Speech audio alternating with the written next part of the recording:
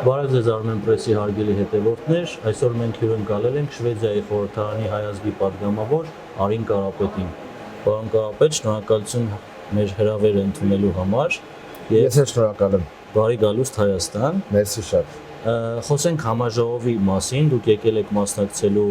Երևանյան երկխոսություն 2025 համաժողովին, որը այս տարի առանձնանում է բավականին մեծ քանակությամբ հյուրերով եւ ավելի ընդգրկուն օրակարգով,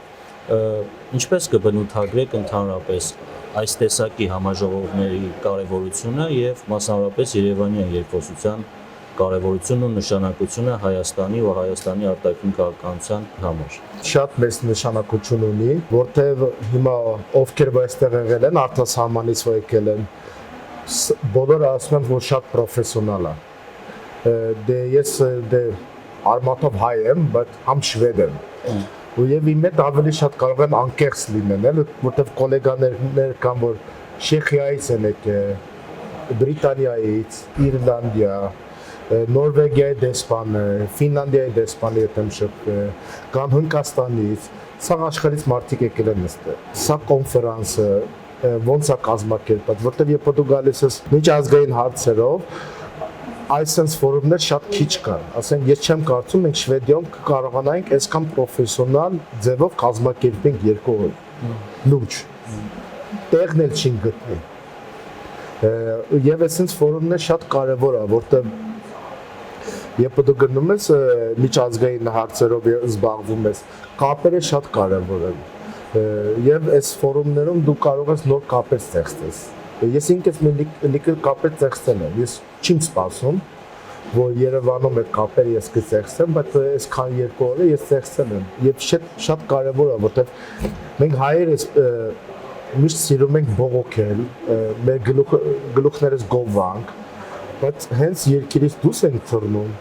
Դա աշխարհն է, դու աշխարհում չես կարող մնացել մենա հայերին գովաս։ Մյուս ազգերի հետ պիտի լեզու գտնես, պիտի իրանց կուլտուրան հասկանաս, իրանց օրենքները, ադատները։ Հիմա աշխարհից մարդիկ եկել են Հայաստան ու սովորեն մեծ ճանաչեն։ Դից ֆորումը շատ լավն է։ Պարոն Կարապետ, դուք հանդիսանում եք Շվեդիայի խորհրդարանի անդամ։ Այո։ Այս համատեքստում ինչպես կբնութագրեք եւ կգնահատեք Հայաստան-Շվեդիա միջխորհրդարանական հարաբերությունները, ներկա մակարդակը եւ հետագայում այդ համագործակցության առավել խորացման ու ամրապնդման առումով ինչ հեռանկարներ եք տեսնում։ Տեսեք, հիմա երբ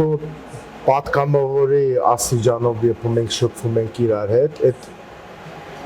կարող է այսօր մի բան ասենք Էդի երկարաժամկետի համար շատ լավ է, ասենք օրինակ հիմա այսօր ես սկսում եմ Հայաստանի պատգամավորների հետ շփվելը 5-10 տարից հետո չգիտենք, եթե ես դեսպան կլինեմ կամ ես Շվեդիայում նախարար կլինեմ կամ դիմացից մարդը նախարար կլինի, այդ կապերը շատ կարևոր են, որտեղ այդվա կարող ես ուղիղ այդ մարդուն զանգես, կարող ես նոր կոնտակտներ ստեղծես, դա շատ կարևոր է։ Մենա ելույթ ունենալով դու աշխարհը չես փոխի։ Իսկական քաղաքական քայլերը այդ կապերն է։ Այդ կապերը ժամանակ է տևում ծեղծելը, մարդիկ իրար ճանաչել, իրար վստահել, իրար հետ լեզու գտնել, տեսնեն ինտերեսները իրար հետ համապատասխանում է։ Ես կասեմ հիմա 7 տարի ես Շվեդիայի ազգային ժողովում պատգամավոր եմ ելել, առաջի օրվանից փորձել եմ կապեր ծեղծեմ Հայաստանի խորհրդարանի հետ։ Ու չի տարբերում որ մեկ կուսակցությունից են։ Համ իշխանությունից, համ ընդդիմադիրներից, որտեղ իմ համար կարևորը, որ ես կարողանամ սաղի մեր բան գիծ ունենամ, ու չի նշանակում, որտեղ ես այդ մարդու հետ խոսում եմ, ես իր հետ համաձայն եմ։ Հիմա մա խնդիր չասեմ, ախպեր ջան, այդ համաձայն չեմ, բայց այս խնդիրը կա, ու պիտի լուծվի։ Արի նստենք խոսանք, բայց առաջի արի իրար լսենք, որ իմանանք ինչից պիտի խոսանք։ Դա էդի կասեմ շատ զարգացած է։ Հիմա ես 37 տարեկան եմ, ես 30 տարեկան եմ ելի, երբ ես ընտրվել եմ քաղաքական ասենք դաշտում, էդի դեր ջահել եմ։ Շվեդիայում շատ դժվար քեզի կնշանակեն նախարար ջահել տարիքով։ մենք ավելի շատ խիստ ենք էլ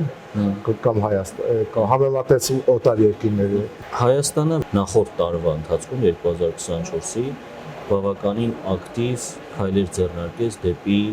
Եվրամիություն եւ չմոռանանք, որ այս տարի նաեւ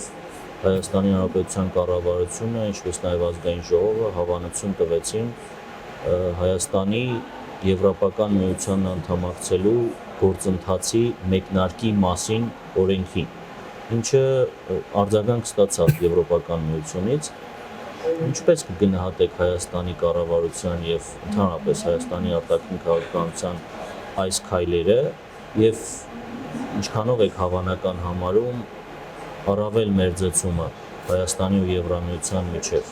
Շատ լավ է, որ քայլերը վերցնեն եւ շատ կարեւոր է։ Ասենք Եվրոպայի միությունի անդամ ուզենամարդ լինի երկար ճանապարհ է։ Ռեֆորմներ պիտի արվի, եվրոպական ստանդարտների հետ պիտի համապատասխանի։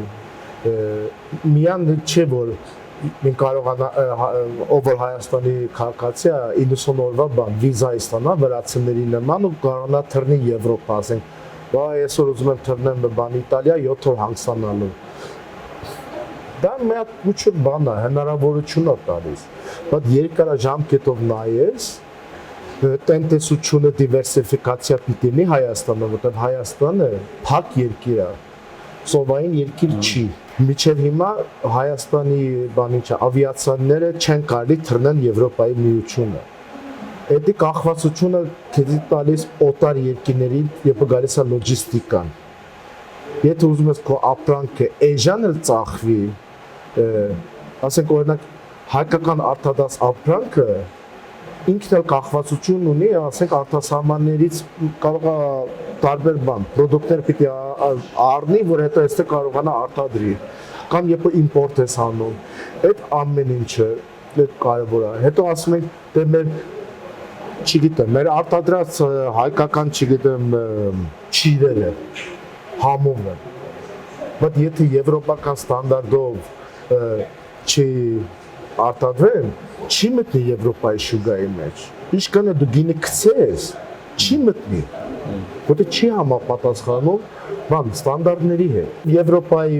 միությունը մտնելով քո անվտանգությունը հարցերը չի լուծի։ Քո տնտեսականը կլուծի, ասենք կրթություն, ստանդարտները, ճանապարհները, արտադրանքը, այդ հարցերով շատ բաներ կարող է լուծվել։ Բայց երբ անվտանգությունի հարցը, այդ ուրիշ թեմա է։ Խոսելով անվտանգային իրավիճակի մասին, բնականաբար չեն կարող բաց թողնել իրավիճակը հարավային Կովկասում, թե ինչ է կատարվում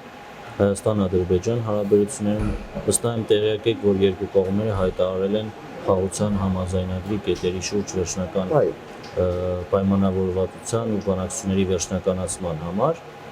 սակայն այն բանից հետո, երբ որ Հայաստանը հայտարարեց, որ պատրաստ է ստորագրել համաձայնեցված կետերը, Ադրբեջանը նորից սկսեց առաջ քաշել նոր նախապայմաններ կապված Մինսկի խմբի լուծարման, Հայաստանի սահմանադրության մեջ իբր թե տարածքային նկրտումներ պարունակող դրույթների հետ կապված։ Ընդհանուր առմամբ որը կլինի ձեր գնահատականը ստեղծված իրավիճակի շուրջ եւ որքանով եք հավանական համարում, որ համաձայնագիրը կստորագրվի մոտ ապագայում։ Անվտանգությունի հարցը Հայաստանում շատ լուրջ թեմա է։ Չեմ ուզում թեման փոքրացնել, բայց օրինակ հիմա ասենք Հայաստանը հիմա հիբրիդային պատերազմի մեջ է։ Ասենք ես չեմ կարծում, որ Ադրբեջանին հիմա ձեր կտա մի հատ նորից պատերազմ Հայաստանի հետ նորից գնա դեպի պատերազմ։ Որտեղ հիմա ներքին հարցը մենք տային Ադրբեջանում, Ալիևը կարողացել ինքը դիկտատոր է, իշխանությունը իր պապայից է ստացել։ Իրան պետք էր, որ Ղարաբաղի կոնֆլիկտը, որ ինքը կարողանա իր ուժը Բաքվում պահել։ Հիմա Ղարաբաղը ցավոք սրտի հիմա կորցրել է։ 120,000 արցախցի դուրս եկավ։ Ու հիմա ռեալ նայենք հիմա ինչ անվտանգության հարցը Հայաստանի Հանրապետությունի բանը քարտեզ բանը ինչա տերիտորիան։ Հիմա Հայաստանը կարողացել է 44 օրվա պատերազմից հետո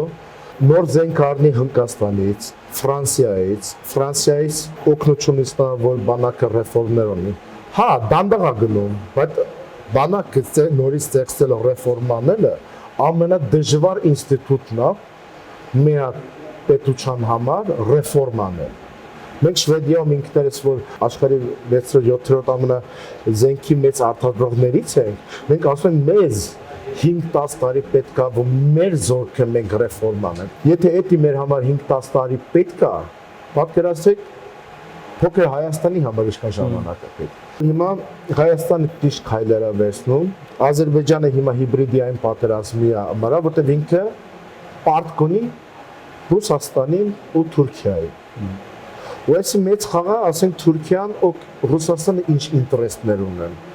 Հայաստանը մեջտեղն է անգե։ Բայց ես իրոք կարծում եմ, որ խաղաղություն պետք է, հիմա ես չգիտեմ պայմանները ոնց է։ Ուրախ եմ, որ Հայաստանը դեմոկրատիկ երկիր է, այդ վաղտում մարդիկ ընտրեն, ովքեր ուզում են իշխանությունը բան, նորից ընտրեն, նոր իշխանություն, կամ նորից կընտրեն այսօրվա իշխանությունը կամ ուրիշ իշխանություն, դեմոկրատիա է դա, ժողովրդական բան երկիրը։ Ու դե տեսնենք։ Շատ շնորհակալ եմ զրույցի համար։ Դա շատ է։